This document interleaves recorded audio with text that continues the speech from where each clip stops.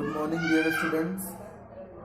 तो चलिए आज हम करते हैं एक्सरसाइज 1.2 का सेकंड क्वेश्चन, जिसमें हमें ये प्रूव करना है कि हम कोई भी दो नंबर ले लें, उन दोनों नंबर का एलसीएम निकालें, उनका एचसीएफ निकालें और उनके एलसीएम और एचसीएफ को मल्टीप्लाई करें तो उन दोनों नंबर के मल्टीप्लाई के बराबर आएगा। और इसके लिए हम एक्सरसाइज से ही सेकंड क्वेश्चन का फर्स्ट क्वेश्चन ले लेते हैं और वेरीफाई करके देखते हैं। तो पिछले लेक्चर में हमने पढ़ा था कि हम एलसीएम और एचसीएफ कैसे निकालेंगे। सबसे पहले जो भी नंबर हैं उनके फैक्टर लिख देंगे। तो 26 का फैक्टर जब हम लिखेंगे क्या लिख सकते हैं, 2 इंटू 13 लिखेंगे और 91 को क्या लिखेंगे, 7 इंटू 13। अगर जिसको डायरेक्टली समझ में नहीं आता है वो इस तरीके से फैक्टर करके देख सकता है ना। तो कुछ इस तरीके से फैक्टर हमारे पास आ जाएगा। अब अगर हम इन नंबर्स का एचसीएफ पता करें तो एचसीएफ पता करने के लिए हमने पिछले लेक्चर में सीखा था कि दोनों नंबर के जो फैक्टर हैं उनमें जो हाईएस्ट कॉमन फैक्टर आएगा वही एचसीएफ होगा। तो इन दोनों नंबर्स के फैक्टर में देखें तो कॉमन 13 होगा है, यानी कि हमारे पास जो एचसीएफ आएगा 26 और 91 का वो कितना आ जाएगा, 13 आ जाएगा। ऐसे ही एलसीएम निकालें तो हमारे पास कितना आ जाएगा, हमने पढ़ा था वहाँ पे कि पहले नंबर के फैक्टर को लिख देते हैं, दूसरे नंबर में जो भी वो कॉमन फैक्टर रहता है उसे काट देते हैं और बचा हुआ नंबर क्या करते हैं, मल्टीप्लाई करके लिख देते हैं। अब इन सब का मल्टीप्लाई करेंगे तो हमारे पास कितना आ जाएगा, 91 टू 182। ठीक है, अब हम वेरीफाई करते हैं। हम एलसीएम का मल्टीप्लाई करते हैं एचसीएफ से, यानी कि एलसीएम हमारे पास है कितना, 182 और एचसीएफ हमारे पास है 13। इन दोनों नंबर का हम करते हैं मल्टीप्लाई तो हमारे पास कितना आ जाएगा, 13 टू 26 और 26 और 13 और 10 23 ये आ जाएगा। 13 का जब 182 से मल्टीप्लाई करेंगे। ऐसे ही दोनों नंबर का प्रोडक्ट निकालो, प्रोडक्ट ऑफ नंबर्स। तो पहला नंबर हमारे पास 26 है, दूसरा नंबर है 91। इन दोनों नंबर का मल्टीप्लाई करेंगे तो कितना आ जाएगा, 6 और 23 2 2 4 2 3 4 होता है और 2 प्लस हो जाएगा तो 2 3 6 ये आ गया हमारे पास। तो हम यहाँ पे देखते हैं कि जो हमने एलसीएम और एचसीएफ का प्रोडक्ट निकाला और दोनों नंबर का मल्टीप्लाई करके जो वैल्यू निकाली दोनों आपस में बराबर है। इससे ये प्रूफ होता है कि कोई भी दो नंबर हम ले लें, उन नंबर्स का एलसीएम निकालें, एचसीएफ निकालें, दोनों को मल्टीप्लाई करें तो दोनों नंबर का जो मल्टीप्लाई आएगा वही आएगा उनके एलसीएम और एचसीएफ का मल्टीप्लाई। तो चलिए करते हैं दूसरा क्वेश्चन अब हम, जिसमें हमारे पास है नंबर दी हुई, एक नंबर हमें दी हुई है 510, एक नंबर दी हुई है 510 और दूसरा नंबर हमें दिया है 92। तो करते हैं फैक्टर हम 510 का और 92 का। तो 510 का फैक्टर करेंगे तो क्या आएगा हमारे पास, 2 बार टेबल जाएगा, 2 2 जा 4 2 5 जा 10 2 5 जा 10।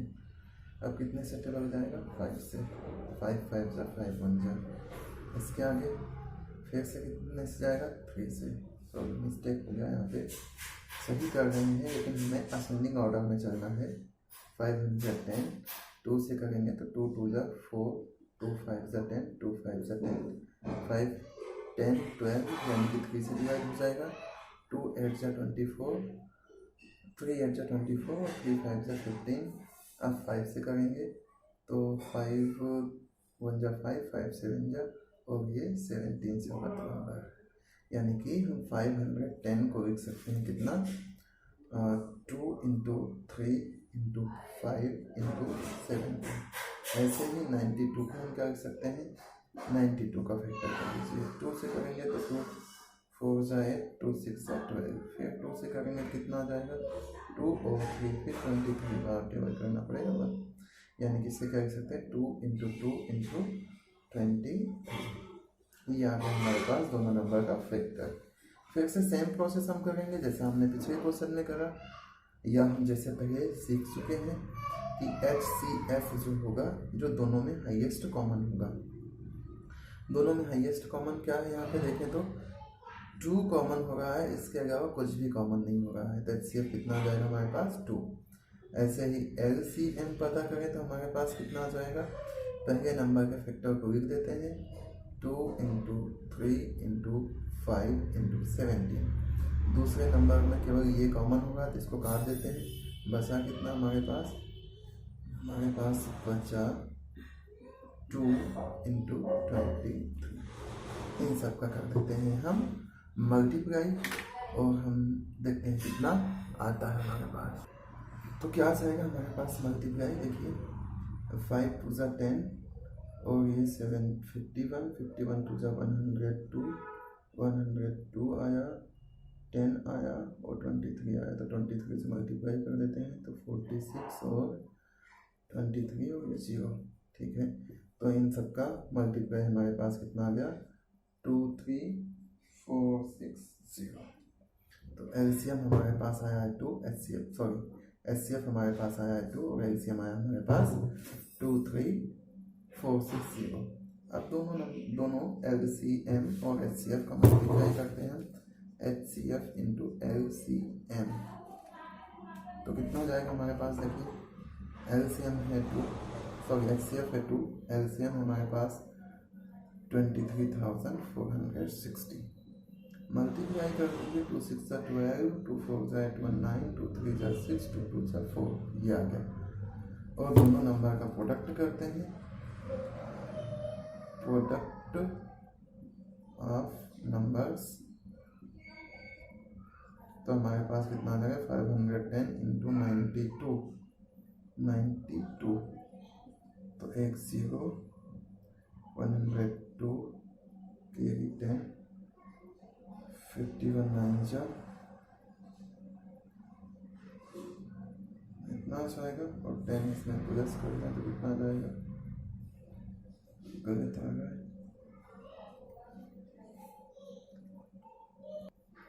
तो ये आ गया, और कितना आ जाएगा हमारे पास 51 9 जा, ये आ जाएगा, इसमें प्लस कितना हो जाएगा 10, तो हमारे पास कितना आ जाएगा, ये 2 हुई है तो 4 9 6, ठीक है।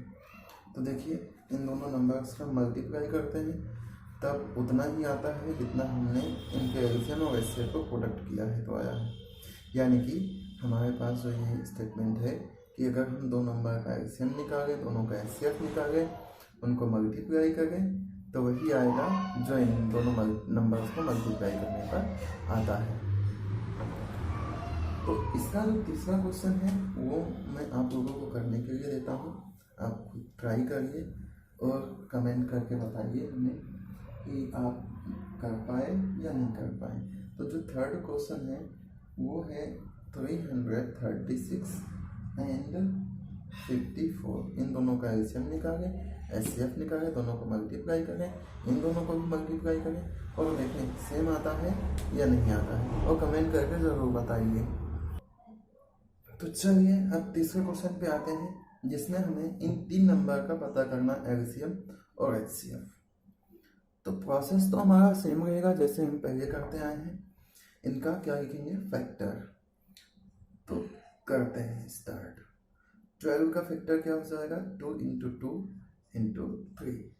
जिसको नहीं आता है या प्रैक्टिस कम है वो अब करके देखेगा एक बार फैक्टर। दूसरा नंबर लेते हैं 15 को क्या लिख सकते हैं, 3 इंटू 5, 3 5 से 15। ऐसे ही 21 को क्या लिखेंगे, 3 इंटू 7।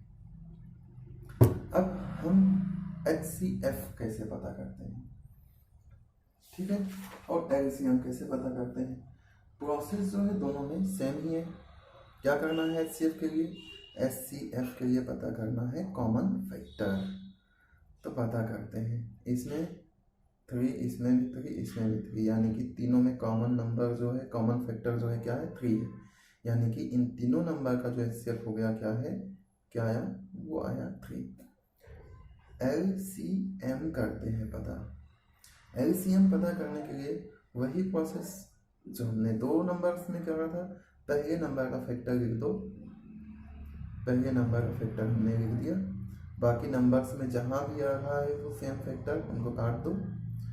दूसरे नंबर में जो फैक्टर है वो लिख दो, 5 है। क्या 5 तीसरे नंबर में आ रहा है? नहीं आ रहा है, ठीक है। तो तीसरे नंबर में जो फैक्टर आ रहा है वो लिख दो। ये हो गया HCF तीनों नंबर का। अब इन नंबर्स को मल्टीप्लाई कर देते हैं और हमारे पास क्या आ जाएगा, इनका HCF आ जाएगा। तो देखिए 5 4 × 20 और ये 7 × 21, 20 और 21 दोनों का मल्टीप्लाई करेंगे कितना आ जाएगा, 420। तो HCF क्या आ गया, तीनों का 3 आ गया और LCM कितना आ गया, 420 आ गया। तो ऐसे ही सेकेंड क्वेश्चन हमारे पास है। सेकेंड क्वेश्चन में कौन सा नंबर दिया हुआ है हमारे पास, सेकेंड क्वेश्चन में दिया है 17 है, 17, 23 और 29। और थर्ड क्वेश्चन जो है हमारे पास इसमें, उसमें दिया है 8, 9 और 25। अब ये दोनों क्वेश्चन मैं आपको वर्क करने के लिए, होमवर्क करने के लिए देता हूँ। एक क्वेश्चन सेकंड का और दो क्वेश्चन ये है, जिसमें आपको सिंपली वही करना है, LCM निकालना है, HCF निकालना है। और हम चलते हैं आगे। आगे क्या है, तो आते हैं नेक्स्ट क्वेश्चन पे, जिसका ये कहना है if HCF of 3 0 6 and 6 5 7 is 9 then find their LCM। यानी कि दो नंबर दी हुई है, उनका HCF दिया हुआ है, तो हमें उनका LCM पता करना है। और हम जानते क्या हैं, हम ये जानते हैं वी नो दैट, क्या पता है हमें कि दो नंबर हैं अगर हमारे पास, तो उनका HCF इंटू उनका LCM ये इक्वल टू होता है प्रोडक्ट ऑफ बोथ नंबर। अगर हम दोनों नंबर को A और B ले लेते हैं तो क्या लिखेंगे, A इंटू B। इसको थोड़ा करेक्ट करके मैं लिख देता हूँ। अगर दो नंबर A B हैं तो जो स्टेटमेंट हम लिखेंगे वो कुछ इस तरीके से, HCF of AB into LCM of AB, यानी दोनों नंबर का HCF और दोनों नंबर का LCM इक्वल टू होगा दोनों नंबर के मल्टीप्लाई के। ठीक है, ये हम अभी वेरीफाई करके आए हैं। तो यहाँ पे देखिए हमारे पास HCF दिया है, दोनों नंबर दिया हुआ है, तो हमारे पास पता करना है LCM, यानी कि LCM इक्वल टू क्या आ जाएगा, A इंटू B अपॉन में HCF, है ना, सिंपल। तो पुट कर दो यहाँ पे वैल्यू और आंसर फटाफट हमारे पास आ जाएगा। A हमारे पास क्या है, A है हमारे पास 306, यहाँ पे आगे लिख भी सकते हैं कि A जो है हमारे पास है 306 और B जो है हमारे पास है कितना, 657। तो कितना आ गया हमारे पास, 306 इंटू 657 और इसके अपॉन कितना, HCF हमारे पास कितना है, 9 है। अब सिंपली इसको डिवाइड कर देना है और मल्टीप्लाई करके आंसर लिख देना है। तो क्या आएगा देखिए,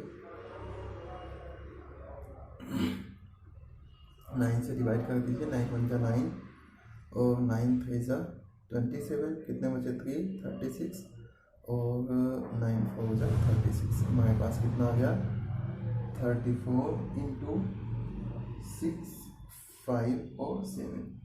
अब इन दोनों नंबर का मल्टीप्लाई कर दीजिए और आ जाएगा आंसर हमारा। मल्टीप्लाई करेंगे तो आएगा क्या, 2 इंटू 2 सॉरी 2 2 3 3 और, ठीक है, ये हो गया फोर्थ क्वेश्चन सॉल्व। अब चलते हैं अगले क्वेश्चन पे। और अगला क्वेश्चन जो है वैसा एक क्वेश्चन हम सॉल्व कर चुके हैं, जिसमें हमसे ये पूछ रहा है कि बताइए कि 6 की पावर n कोई नंबर है, तो हम n की क्या वैल्यू रखें जिसके लिए इसके वंश के प्लेस पे क्या आ जाए, 0 आ जाए। है ना। फिफ्थ क्वेश्चन है, बस मैं समझा रहा हूँ, लिखना है आपको, लिख के प्रैक्टिस करना है, ठीक है। 6 की पावर n, अब n की हम कौन सी वैल्यू दे दें जिसके लिए क्या हो, इसके वंस की प्लेस पे क्या आ जाए, 0 आ जाए। ऐसा ही हमने लिख के भी देखा था 4 टू द पावर n का, कि 4 टू द पावर n है तो n की कितनी वैल्यू लें हम कि ये नंबर जो है वो क्या हो जाए, 0 पे n हो जाए, 0 से n हो जाए, यानी कि वंस की प्लेस पे क्या हो जाए, 0 आ जाए। तो हमने वहाँ पे ये पढ़ा था, क्या पढ़ा था, अब देखिए थोड़ा लिखने के सही बता देता हूँ। 6 की पावर n जो नंबर है, विल ये नंबर एंड होगा, will be and with 0 if it contain its factor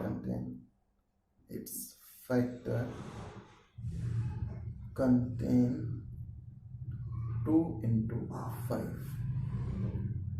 ठीक है। अगर 6 की पावर n के फैक्टर में 2 into 5 आ जाता है तो ये नंबर 0 से एंड होगा। लेकिन हम यहाँ पे क्या देखते हैं कि अगर 6 की पावर n का हम फैक्टर निकालते हैं तो 6 को क्या लिख सकते हैं, 2 into 3 लिख सकते हैं की पावर n, है ना। यहाँ पे इसके फैक्टर में हम देखते हैं 2 तो मिल रहा है लेकिन 5 नहीं मिल रहा है ना। तो हम यहाँ लिखेंगे बट 6 की power n equal to this, इतना आ गया।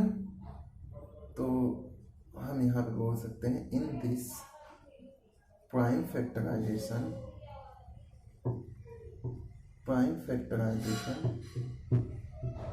of 6 to the power n, we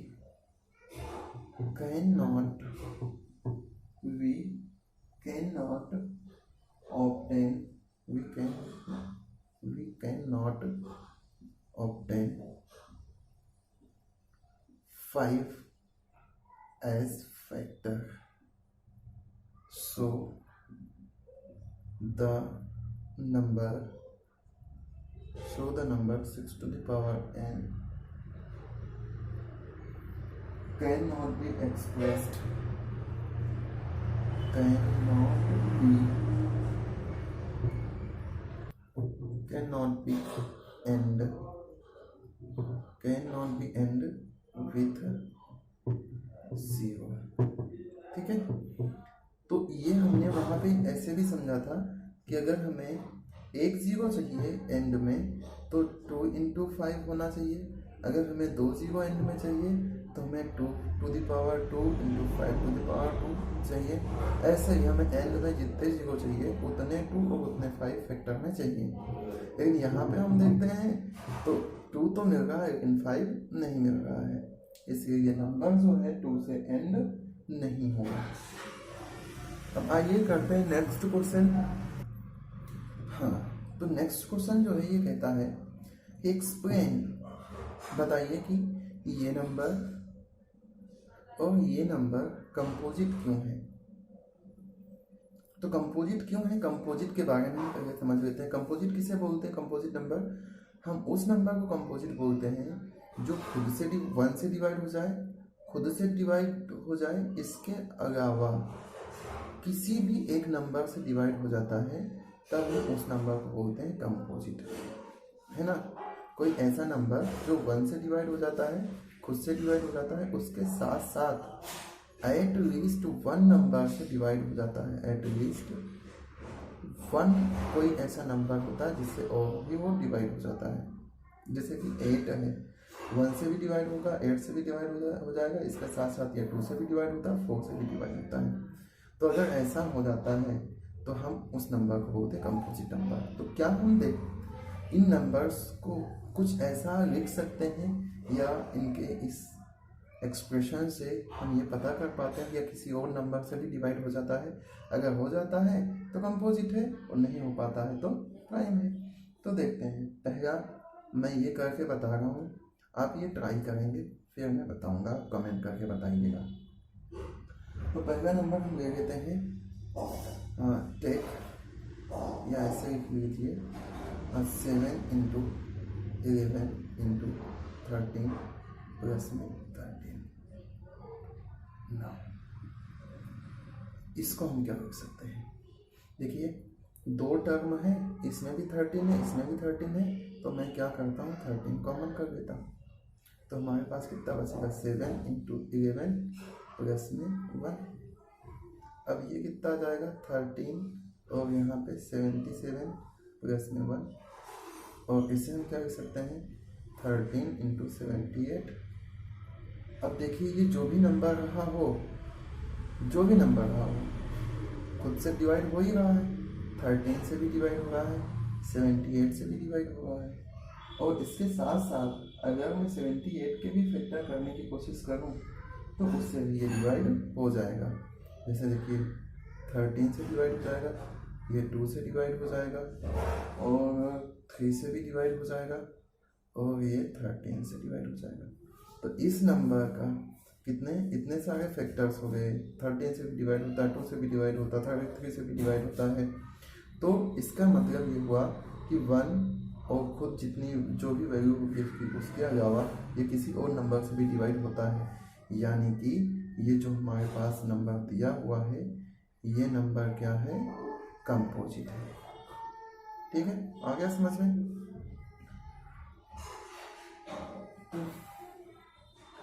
next आपको ट्राई करना है, उसके बाद बताना है। ऐसे यहाँ से 5 कॉमन कर लेंगे, इनका मल्टीप्लाई करके 1 प्लस करके और फैक्टर करके लिख देंगे, सेम ऐसा ही होगा। तो आइए नेक्स्ट क्वेश्चन पे आते हैं। क्वेश्चन बहुत ही लंबा है, इसलिए मैं पूरा क्वेश्चन लिख नहीं रहा हूँ, उसमें जो चीज़ें गिवन है वो लिख रहा हूँ। तो क्वेश्चन में कह रहा है कि there is a circular path around a sports field, Sonia takes 18 minute to drive 1 round of the field while Ravi takes 12 minutes for the same. Suppose they both starting at the same point at the same time and go in the same direction. After how many minutes they meet again at the starting point? तो क्या कहता है, question कहता है कि एक circular field है और मान लो यहाँ से वो स्टार्ट करते हैं अपनी जर्नी, और यहाँ पे एक सोनिया है और दूसरा कौन है, रवि है।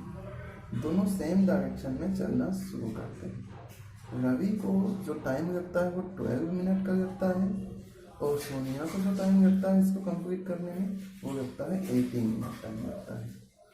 ठीक है, ये इनकी टाइमिंग है। तो हमें ये पता करके बताना है कि अगर ये सेम टाइम में सेम डायरेक्शन में चले हुए हैं तो कितने मिनट बाद ये फिर से इसी पॉइंट पर आकर मिलेंगे। ठीक है, तो ये पता करने के लिए देखिए जब भी ये फिर से वापस आके इसी पॉइंट पे मिलेंगे वो होगा इनकी फर्स्ट मीटिंग, और फर्स्ट मीटिंग का ये जो टाइम है वो होगा क्या, मिनिमम होगा। क्या होगा, मिनिमम। तो जब भी हमें मिनिमम पता करना रहेगा तब हम क्या पता करते हैं, एलसीएम पता करते हैं, लीस्ट, है ना, क्योंकि वो नंबर 18 के फॉर्म 18 के टेबल में भी आएगा और 12 के टेबल में भी आएगा। ठीक है, समझ में आया क्यों एलसीएम पता करना है। ये जब भी इस पॉइंट पे दोबारा मिलेंगे तो वो जो टाइम होगा वो मिनिमम होगा, और जहाँ पे भी हमें मिनिमम पता करना रहेगा वहाँ पे क्या पता करेंगे, एलसीएम पता करेंगे। तो यानी कि रवि और सोनिया जब भी उसी पॉइंट पे मिलेंगे तो वो जो टाइम होगा वो क्या होगा, एलसीएम होगा उनके राउंड को कंप्लीट करने में जितना भी टाइम लगता है उसका। तो देयरफॉर मैंने ये क्वेश्चन ऐसा लिख दिया, टू फाइंड, हमें ये पता करना कितने मिनट बाद वो एक दूसरे से उसी पॉइंट पे मिलेंगे। तो अब मैं सॉल्यूशन में इसको लिख देता हूँ, they meet again at the starting point is equal to they meet again at the starting point equal to क्या होगा, LCM किसका, 18 का और 12 का। तो क्या आ जाएगा, निकालिए LCM। 18 का फैक्टर लिख देते हैं। 18 का फैक्टर क्या होगा 2 इंटू 3 इंटू 3, और 12 का फैक्टर क्या होगा 2 इंटू 2 इंटू 3। तो LCM हमारे पास कितना आ जाएगा, देखिए पहले नंबर का फैक्टर है, ये किसी लिख दीजिए 2 इंटू 3 इंटू 3। दूसरे में क्या कॉमन है, ये कॉमन है, ये कॉमन है ना, ये कॉमन हो रहा था, काट दिया, बचा कितना 2। कर दीजिए मल्टीप्लाई, 9 4 36 मिनट, यानी कि वो दोनों कितने मिनट बाद सेम पॉइंट पे मिलेंगे, 18 मिनट बाद, सॉरी 36 मिनट बाद जो है वो सेम पॉइंट पे फिर से मिलेंगे। तो इसके साथ ही एक्सरसाइज जो 1.2 है ये एंड हो चुका है। अब अगले लेक्चर में हम 1.3 एक्सरसाइज का इंट्रोडक्शन पढ़ेंगे और करेंगे एक्सरसाइज। तो आज के लिए इतना ही, धन्यवाद।